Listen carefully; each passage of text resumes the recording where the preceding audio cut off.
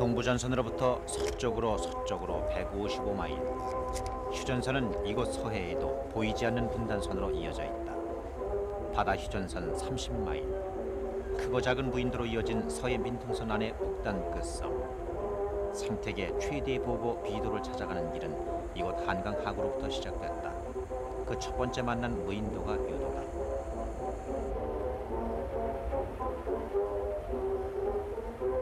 정전협정 이래 유도는 사람이 닿을 수 없는 땅이다. 남과 북의 한가운데에 자리하고 있기 때문이다. 유도는 김포 북단에서 1000mm 망원 렌즈로 관찰됐다.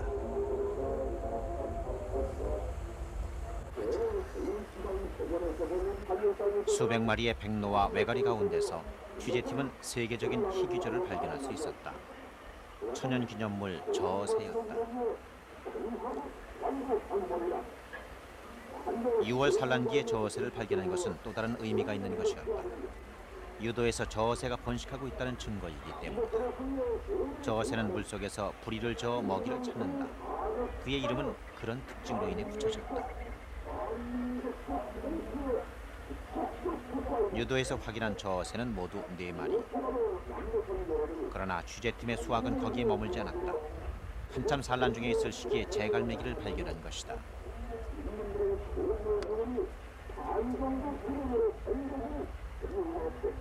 이제까지 제갈매기는 휴전선 이북에서만 번식하는 것으로 알려져 왔다. 그러나 이곳 유도에서 제갈매기는 2마리의 새끼를 낳아 기르고 있었다.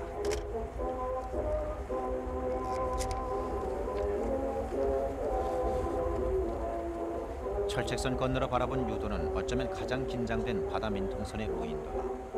하지만 이것은 우리가 알지 못했던 귀한 새들의 번식지가 돼 있다. 그간 세계적으로도 번식지를 알지 못했던 저새와 겨울철새로만 알았던 제갈매기. 1km 북쪽으로 개풍구를 눈앞에 둔 유도는 이제 그들의 번식지로 새로이 조류도감에 기록될 것이다.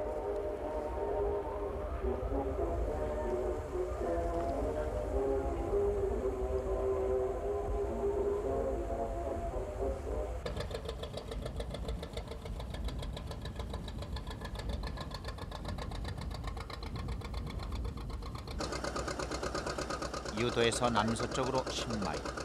사람이 살 수 있는 마지막 섬이라는 말도를 향했다.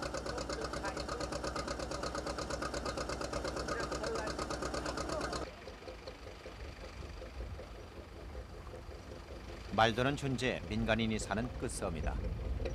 섬 남단으로만 다닐 수 있는 작은 목선 하나가 주민들의 유일한 운송수단이다. 전쟁이 끝나고 낡은 목선엔 칠 한 번 새로 하지 못했다. 그러나 이 배가 말도를 오갈 수 있는 유일한 배로 유엔에 등록된 이른바 평화호다. 섬 주민은 6가구. 어선을 띄울 수 없어 농사만을 짓는다.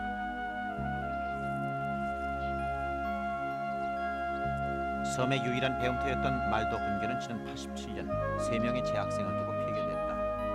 그 후로 아이들은 8살이면 모두 육지로 내보내진다.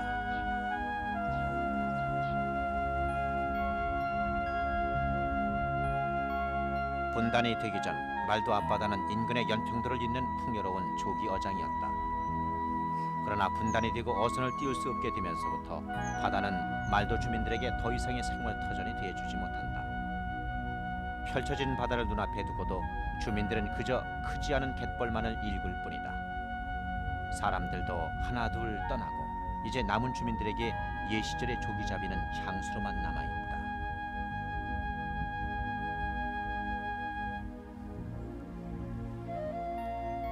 여기가 한 100여가 살면서 어로 종사하는 데는 여기가 중심지대가 돼갖고 그렇게 종사하는 데가 좋았답니다. 그래갖고 중심지대가 돼서 백년도나 이제 연평도 이런 데서 그 고기잡이 배들이 서울 마포강으로 이제 새우젓 싣고 들어갈 적에 바람이 불든가 해먹기든가 이제 물 식량이 떨어질 때는 일단 여기서 정박을 하루를 묵고서는 이제 또 그 이때는 아침에 또 서울 마포강으로 이제 갑니다. 바람을 이용한 돛단배로다가. 주민들 삶을 뒤바꿔 놓은 분단의 팻말 한강 하구 1호. 그것은 서쪽 휴전선의 시작을 알리는 것이다. 먼 섬 말도까지 휴전선이 그어지고도 달라지지 않은 것은 자연의 질서뿐이다.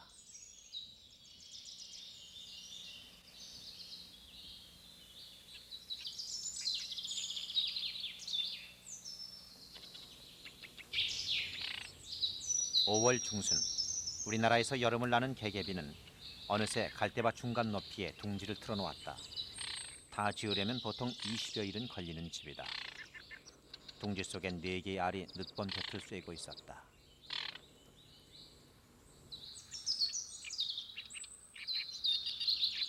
이 무렵이면 개개비 수컷은 자신의 세력권을 알리기 위해 사나워진다. 새끼가 독립해 나갈 때까진 딸린 가족들을 보호할 책임이 무겁기 때문이다. 알을 품은 암컷 역시 경계를 늦추지 않는다.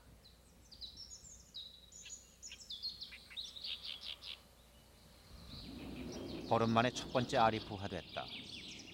새끼 개개비는 아직 빛조차 구분하지 못한다. 하지만 이제부터가 개개비 부부에겐 힘겨운 먹이 사냥에 나서야 하는 때다. 풀의 애벌레에서 피행 중인 분수까지 그들은 사냥감을 들이지 않는다.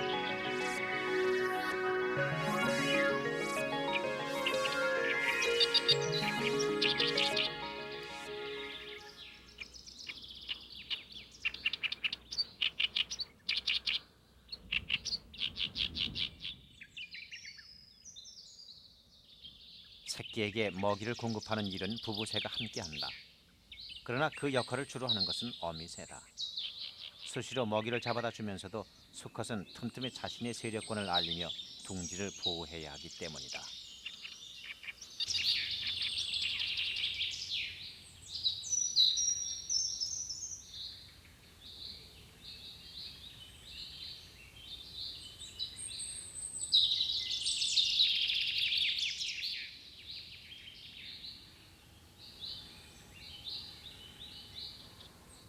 부화한 지 8일째. 새끼 개개비들의 온몸은 채색을 갖추기 시작했다.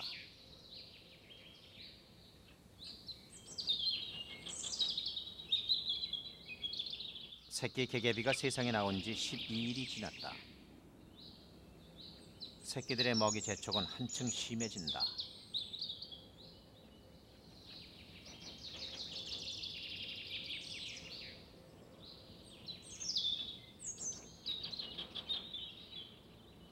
부부새는 아직 경계를 늦추지 않는다.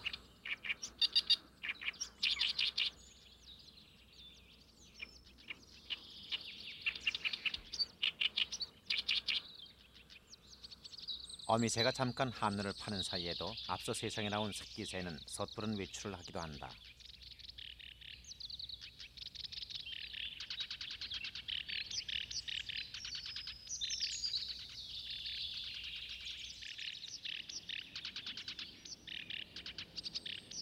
부부새의 할 일은 먹이 사냥만이 아니다.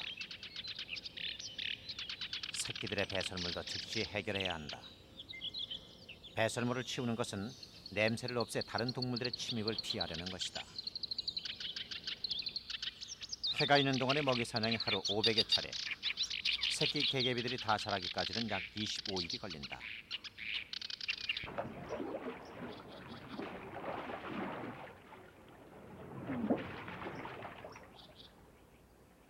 말도의 쇠물닭에게도 이 계절은 번식의 철이다.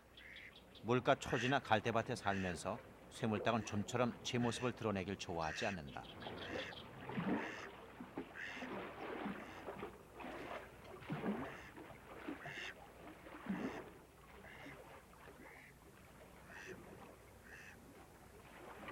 실잠자리에 짝짓기가 한창인 5월 중순, 쇠물닭은 물가 풀숲의 수면에 둥지를 짓고 알을 낳았다.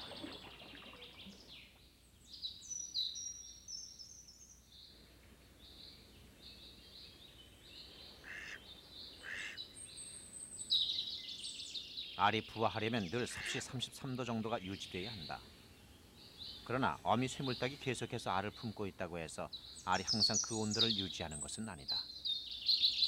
어미 쇠물닭은 일조량에 따라 알 품는 시간을 조절한다. 알이 너무 더워질 때면 봄바람은 은근하게 알의 온도를 낮추어준다.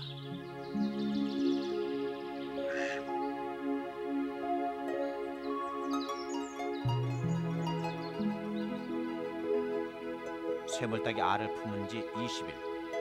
알 속에선 서서히 새끼 쇠물닭의 움직임이 시작된다.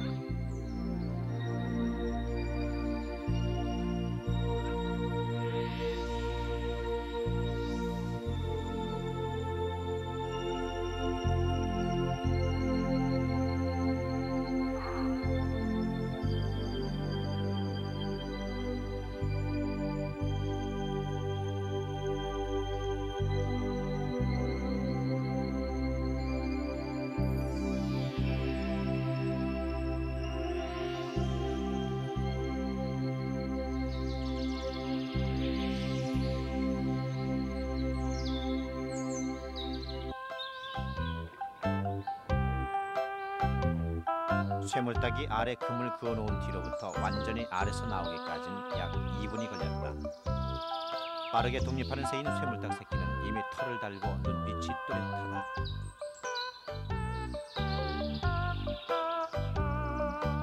이제 털을 말리고 나면 새끼 쇠물닭은 곧바로 둥지를 떠난다.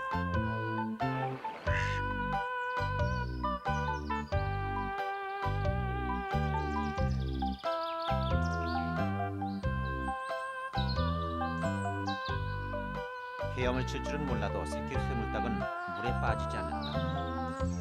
날개는 불안전하지만 수초 사이로 빠지지 않는 크고 긴 발이 발달이 있기 때문이다.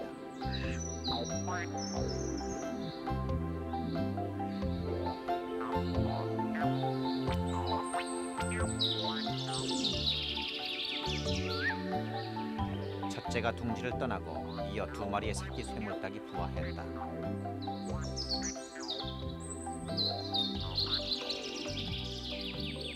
새끼들이 다 부화하도록 어미 쇠물닭은 긴장을 놓지 못한다. 주위를 경계해야 하는 일 역시 중요한 때다.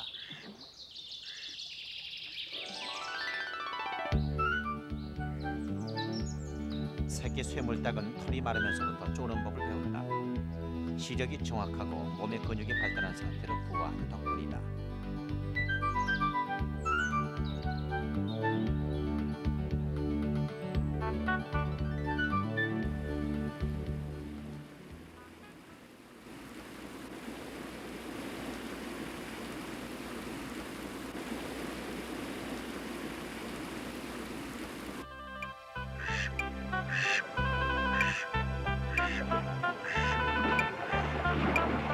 장마를 거치면서 쇠물닭의 형제종에 속하는 물닭 새끼들도 부쩍 자란다.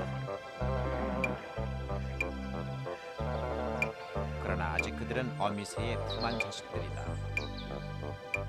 어미 물닭이 새끼들에게 먹이는 것은 부드러운 물풀이나 작은 물고기들이다.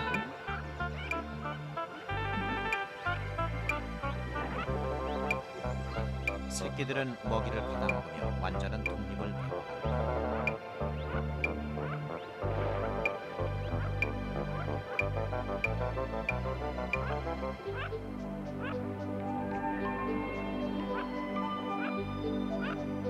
말도의 흰뺨 검둥오리도 새끼 키우기에 여념이 없다.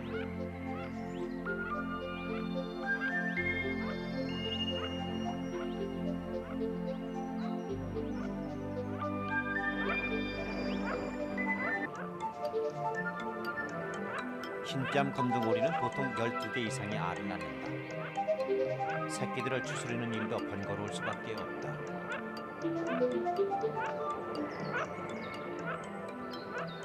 세상을 배우려는 새끼 흰뺨 검둥오리들의 나들이가 시작된다.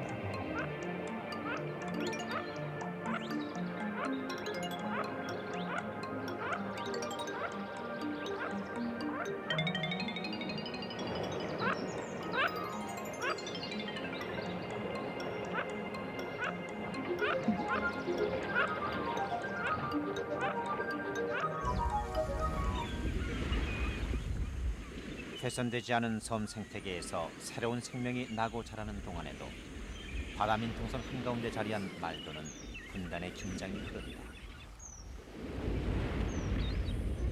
말도가 마주하고 있는 북한 땅과는 불과 20리 거리. 말도에서 한박도까지의 바다가 모두 비무장지대다.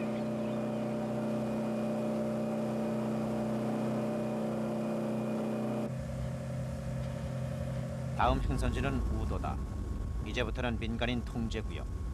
우도는 말도로부터 남서쪽으로 30분 뱃길을 달리는 거리에 있다.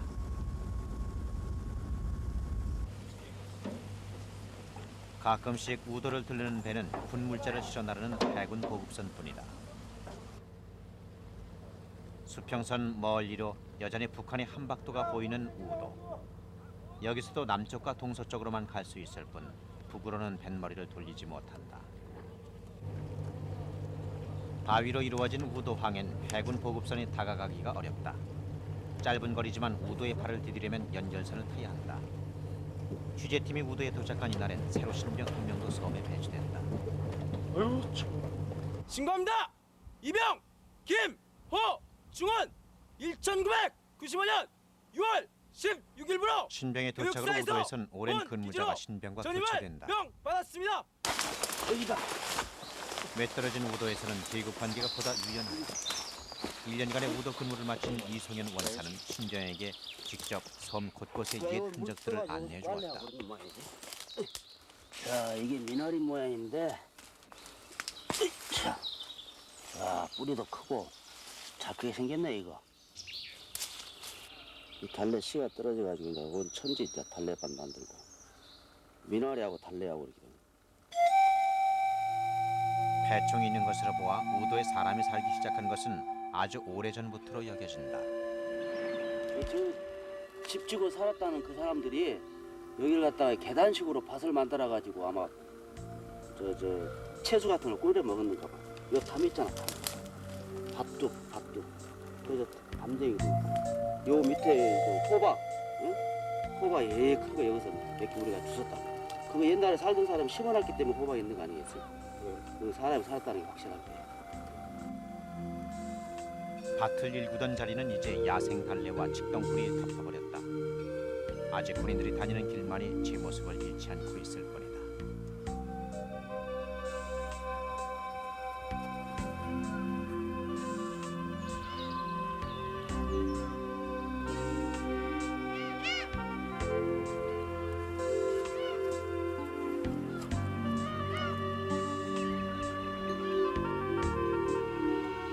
비록 못쓰게 된 밭이지만 그 한 귀퉁이엔 귀한 야생어들의 몸을 숨기고 있다.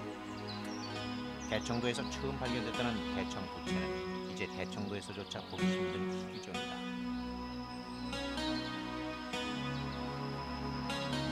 밭으로부터 이어진 바위 둔턱에선 인동 덩굴도 발견된다.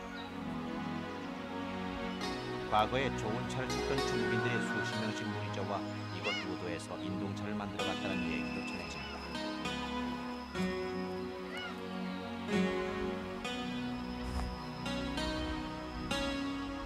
이젠 군인들만이 남은 우도, 바로 그 앞바다에 서해의 끝섬 비도가 있다.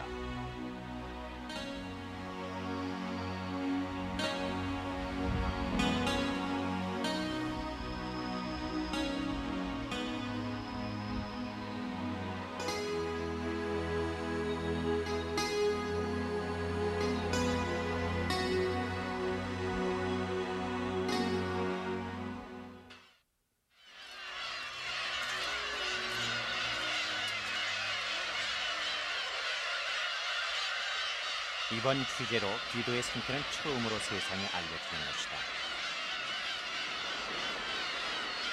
비도에는 괭이갈매기가 집단 서식하고 있다. 왜 비도라 불리는지조차 알 수 없었던 이 작은 부인도는 나르는 새 모양을 띠고 있다.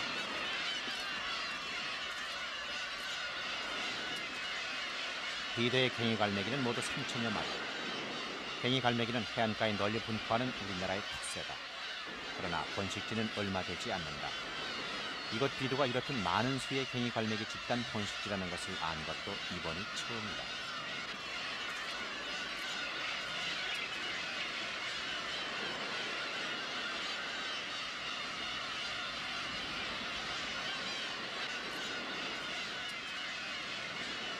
잿빛을 띠던 괭이갈매기의 얼굴색은 봄이 되면서 선명해진다. 번식기이기 때문이다.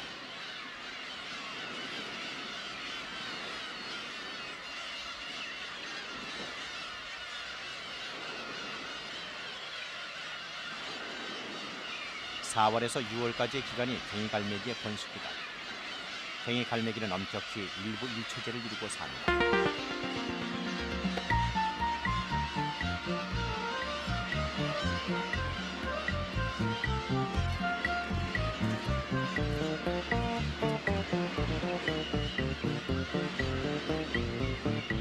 비도 해안에선 천연기념물이자 국제적인 보호조인 검은머리 물대새도 발견된다.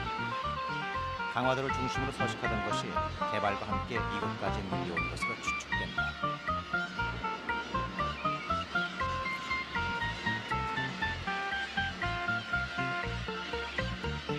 위험스럽게도 검은머리 물대새는 괭이갈매기의 무리속에 알을 낳아두었다. 간간히 알을 햇볕에 쐬이며 검은머리 물대새는 알 굶기를 반복한다.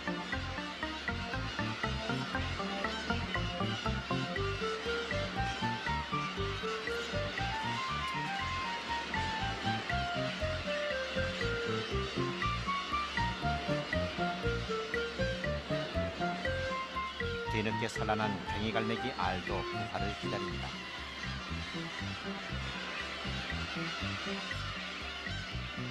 부화된 뒤에도 괭이갈매기가 날기까지는 40일가량을 기다려야 한다. 그 기간에 새끼 괭이갈매기는 완전히 털갈이를 낳고 어미로부터 생존 방법을 배워간다. 하지만 새끼 괭이갈매기가 다 자라 어른새가 되기는 쉽지 않은 일이다. 어미새가 잠깐만 자리를 비워도 주변의 괭이갈매기들로부터 심한 공격을 받기 때문이다.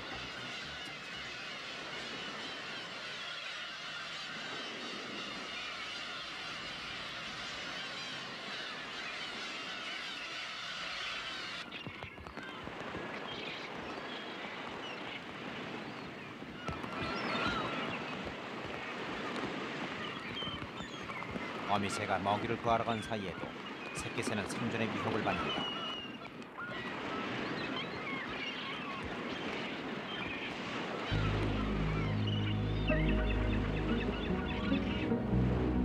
어미새가 날아와서야 새끼 괭이갈매기에 대한 공격이 멈춰졌다. 그러나 그것도 잠시.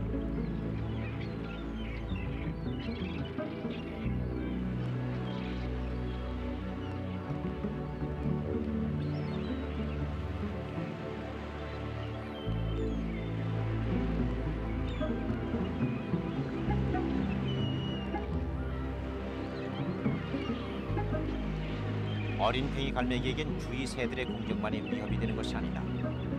아직 익숙치 않은 자연의 변화 또한 커다란 위험의 대상이다.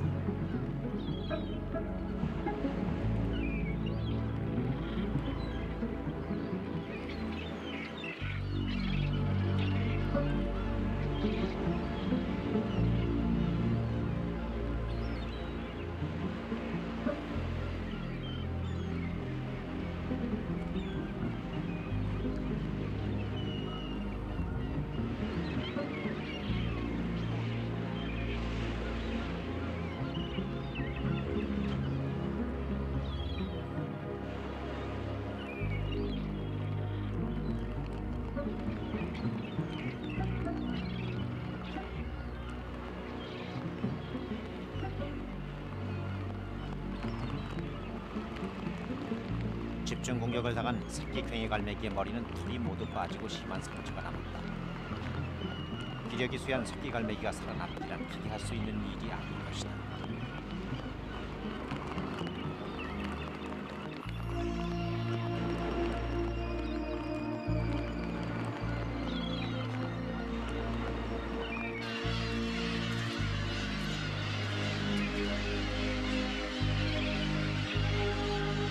새끼들은 약 30%가량이 죽어간다. 일찍이 허약한 새끼들을 공격함으로써 괭이갈매기들은 집단 서식지에서의 자신들 개체 수를 일정하게 유지해가는 것이다.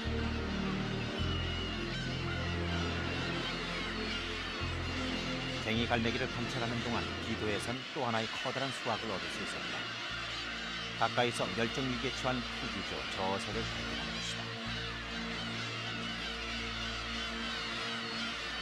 특히 드물게 남아 그간 저새가 관찰되기는 해왔다. 그러나 겨울철에만 관찰되어 저새는 우리나라의 겨울 철새라고 알았다.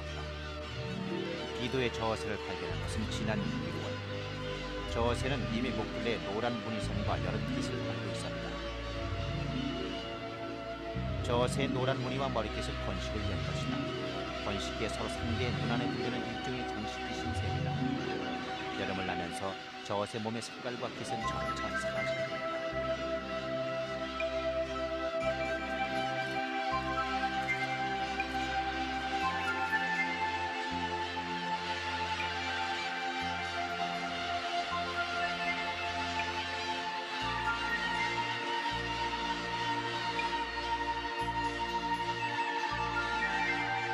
저새 알도 발견됐다. 저새의 번식을 증명하는 일이다. 예, 지금 바로 보이는 저 섬에는 그 세계적인 희귀조 저새가 알새알을 낳고 품고 있습니다.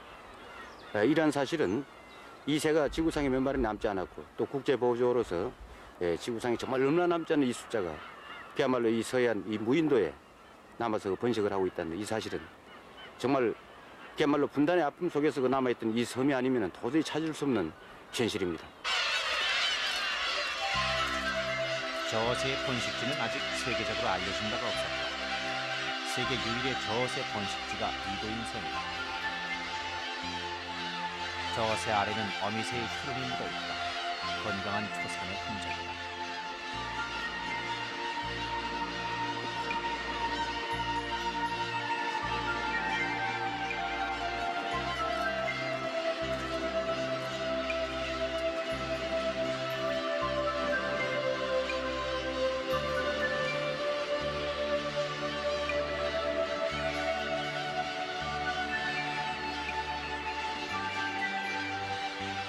저새는 부리 길이 20cm, 날개를 큰 길이 2m에 이른다. 그러나 큰 몸집에도 성격이 예민하고 경계심이 강해 그간 점차 살토전을 이뤄왔다. 저새는 이제 이곳 비무장지대에 사람이 살지 않는 비도에서 안정되게 번식해가고 있다.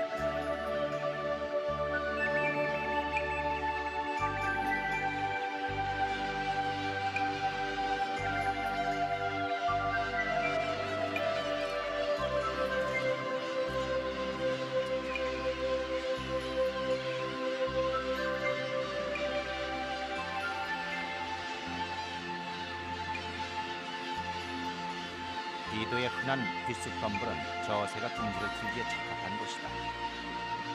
빗쑥 틈에서 저새는 복부의 깃털을 열고 안을 품는다.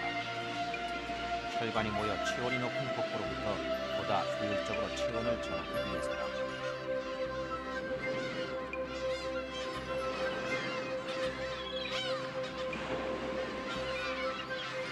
부리로 물속을 휘휘 저어 먹이를 찾는 저새의 먹이는 아직 정확히 파악되지 않았다. 물고기를 잡기보다는 물속 곤충이나 해조류를 먹는 것으로 추측된다.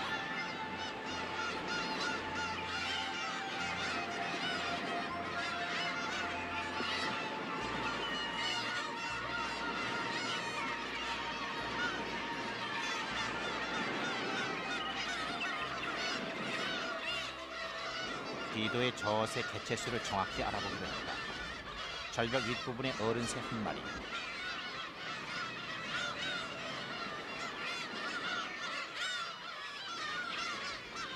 비도 중턱에서는 어미새 3마리와 새끼 저새 2마리가 함께 관찰됐다. 그래서 중턱에 5마리.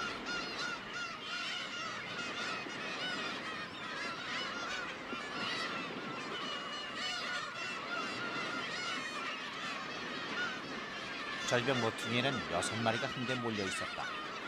비도의 저새는 모두 10마리로 조사됐다.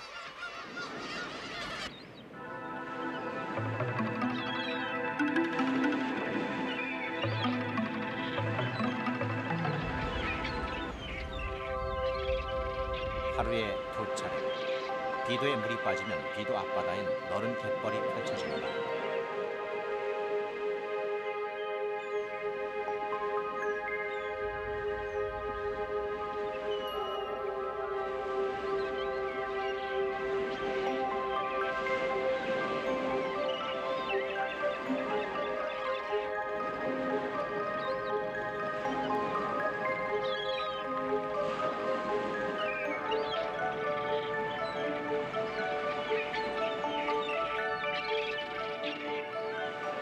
귀한 새들이 비도에 살아가는 것은 비도가 단지 사람의 발길이 닿지 않는 외진 서민 때문만은 아니다. 바로 이 너른 갯벌이 새들을 풍요롭게 먹여 살리는 먹이터가 되어주기 때문이다.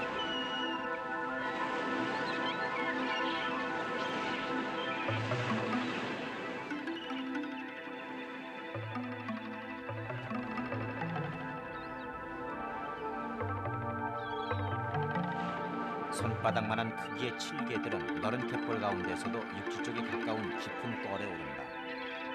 새들의 공격에 깊은 뻘은 몸을 숨기기에 보다 유리하기 때문이다.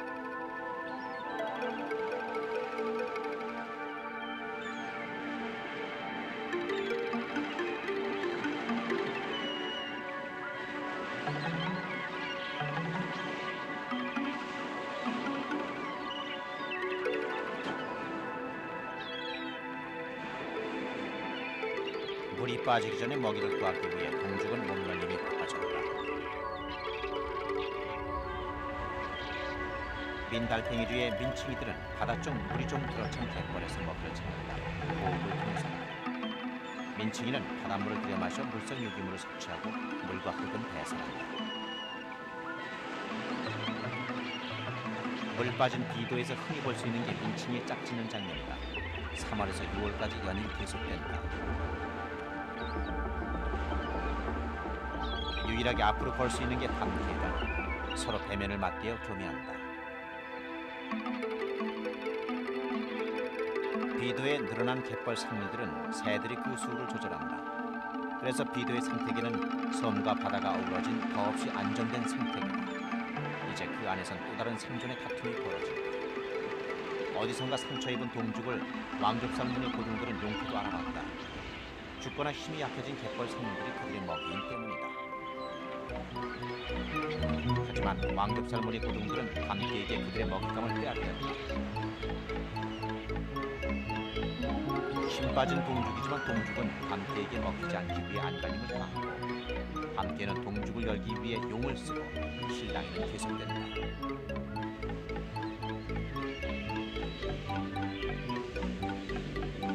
상대의 기운이 완전히 빠지자 새로운 경쟁자가 나타났다.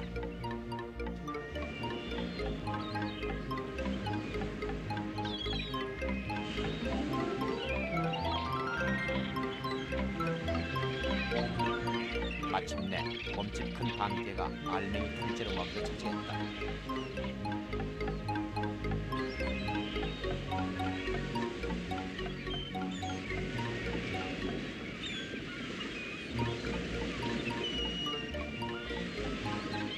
생존 다툼이 멈춘 때에도 갯벌 생물들은 영양을 섭취한다. 쉽게 구하는 것이 그냥 바닷물 속의 유기물을 마시는 방법이다.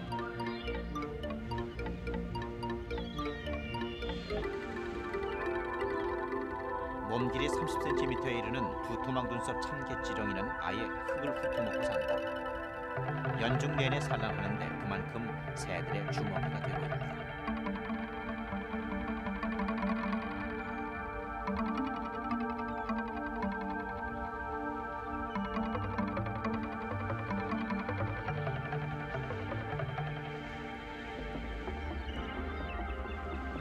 갯벌 생물들은 스스로 뻘에 들어설 때를 안다. 그들이 숨고 나면 갯벌엔 이내 물이 들기 시작한다.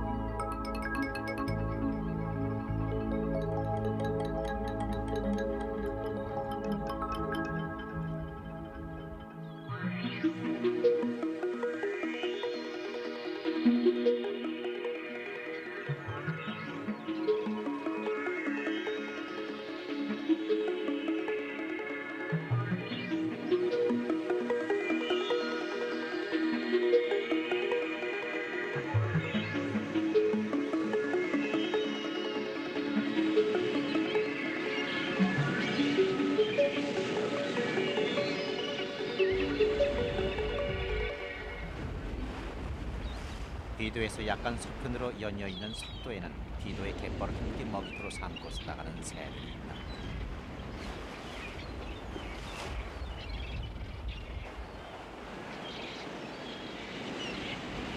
괭이 갈매기는 이곳 석도에도 집단 서식하고 있었다.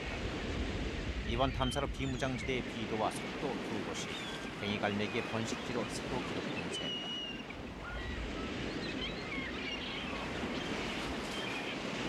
괭이 갈매기들 사이에서는 저새도 발견됐다.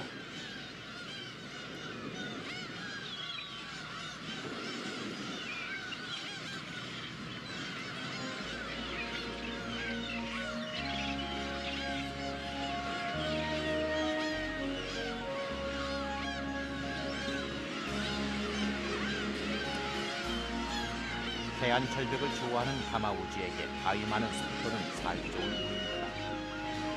젖은 몸을 시도해 가마우지를 줄곧 특유의 자세로 털을 말린다. 사라져가는 천연기념물 노랑부리 백로가 석도 상공의 모습을 드러낸다. 남쪽으로부터 올라온 노랑부리 백로는 번식처를 찾는 듯했다. 6월 이때는 정체로 이동하지 않은 번식이기 때문이다. 하지만 석도에는 추목이 없는 데다 이미 털을 잡은 새들의 텃새도 만만치가 않다.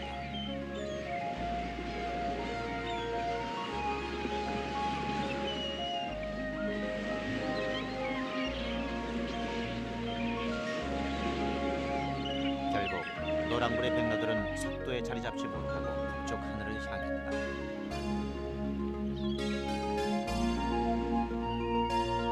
한 달 후 취재팀은 다시 비도를 찾았다. 부화한 새끼 저새들을 관찰하기 위해서였다.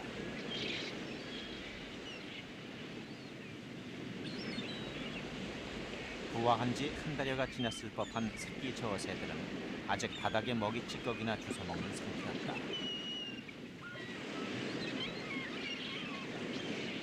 교육이 시작됐다. 어미새는 절벽 끝에서 나는 연속부터 독립을 가르친다. 어미 저새가 먼저 단계적인 시범을 보였다. 먹이를 졸라대기만 하던 새끼 새들의 비행이 시작됐다.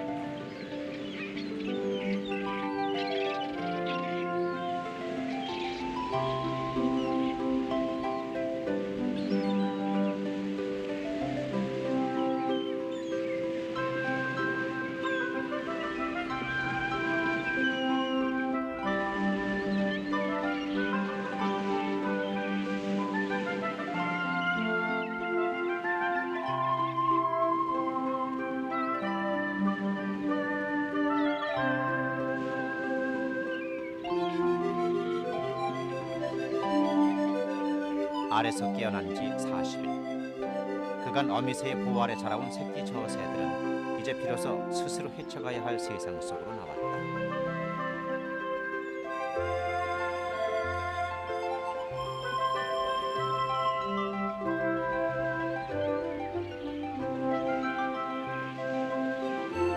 아직 세상은 낯설고 먹이를 찾는 일은 쉽지가 않다.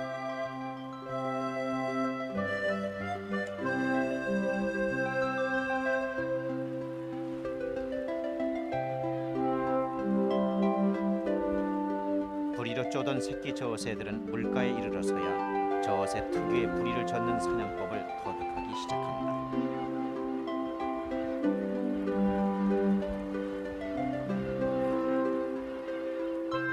이렇게 자연에 적응해가면서 희귀조 저새는 비무장지대의 생태계를 더욱 풍부하게 배우는 것이다.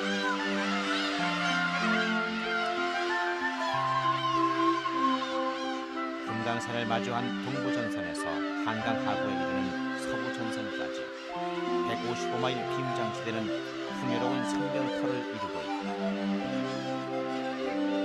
그리고 이곳 서해 끝섬 비도에 이르는 바다 휴전선 30마일은 멸종의 위기에 처한 천연기념물들을 보호하고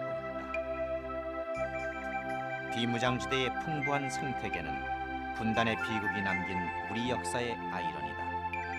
하지만 내일도 통일 이후의 먼 훗날에도 비무장지대는 평화를 기원하는 상징의 한 공간으로 변함없이 살아있어야 한다.